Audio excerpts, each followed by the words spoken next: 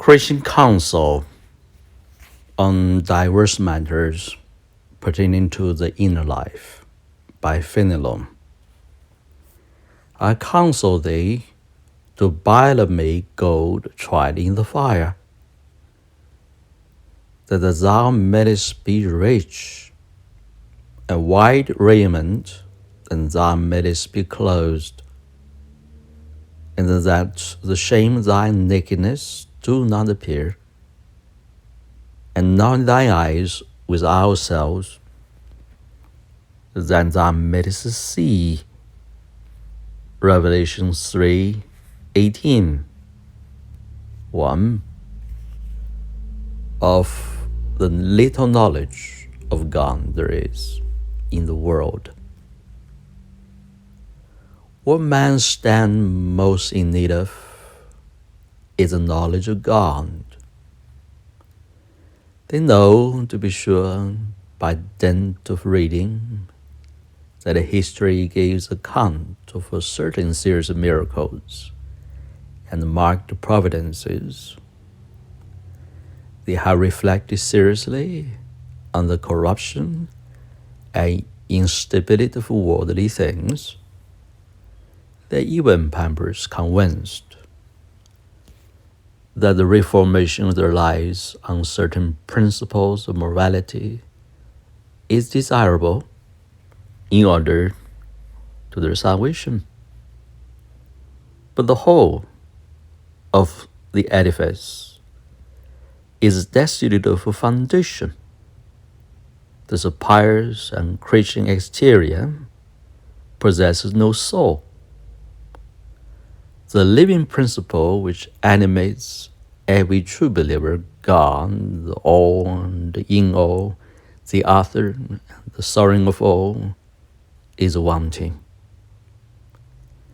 He is, in all things, infinite, in wisdom, power, and love. What wonder if everything that comes from his hand should partake of the same infinite character and set at naught the efforts of human reason. When he works, his ways and his thoughts are declared by the prophet to be as far above our ways and our thoughts as the heavens above the earth. Isaiah 55:9.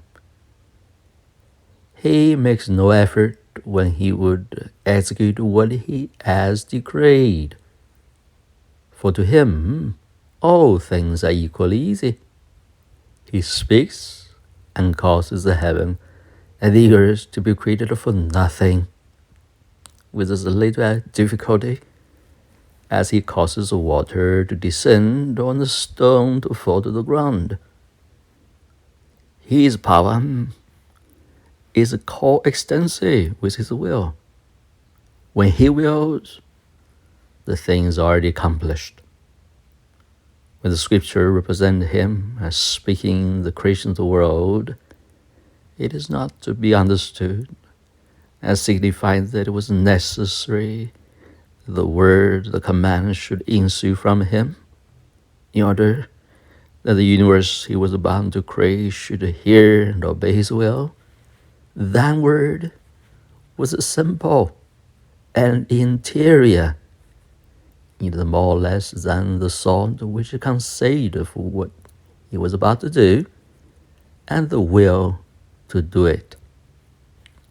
The thought was fertile, and without being rendered exterior, begat from him and the fountain of all life, the sum of the things that are. His mercy too is but his pure will. He loved us before the creation of the world. He saw and knew us and prepared his blessings for us. He loved and chose us from all eternity. Every new blessing we receive is derived from is the internal origin. He forms no new will respecting us. It's not he that changes, but the we. When we are righteous and good, we're conformable to his will and agreeable to him. When we depart from well-doing and to cease to be good, we cease to be conformable to him and to please him. Then this is an immutable standard, which is a changeable creature, is continually approaching and living. His justice against the wicked and his love towards the righteous are the same thing. It's the same quality that unites him to everything that is good. It is incompatible with everything that is evil. Mercy is the goodness of God, beholding our wickedness and striving to make us good. Perceived by us in time, it is the source in the internal love of God for his creature. From him alone proceed true goodness. Alas, for then the presumptuous soul that is seeking in itself, it's God's love towards us that it gives us everything. But the richest of his gifts is that we may love him with that love which is his due. When he is able by his love to produce that love in us, he reigns within.